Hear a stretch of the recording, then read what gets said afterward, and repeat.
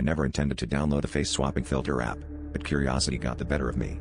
As I watched the digital mask align with my features, I chuckled at the absurdity of seeing my face with a mischievous grin that wasn't mine. At first, it was all fun and games, a harmless distraction. But then, something changed. The face on my screen lingered a beat too long, its eyes holding a knowing glint. It was like looking into a mirror where my reflection had its own agenda, one that didn't include me. The days that followed were strange. Every time I used the app, the face seemed more lifelike, more aware.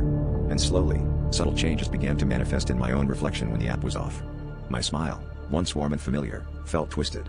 My eyes, once bright, seemed to harbor shadows that whispered secrets I couldn't comprehend. Friends noticed the difference, asking if I was alright, but how could I explain that a digital mask was etching itself onto my very being, blurring the lines between reality and illusion? Desperate to reclaim my identity, I deleted the app, hoping the airy transformation would cease. But the face, persisted. It was as if it had taken residence in my skin, pushing through my pores, altering my essence. I began to see it everywhere, fleeting glimpses in store windows, distorted reflections in puddles, and most disconcertingly, in my dreams. Each night, I'd find myself trapped in a hall of mirrors, my own face grinning back at me with a malice that felt real. I could feel its intentions creeping into my thoughts, urging me towards actions that weren't mine.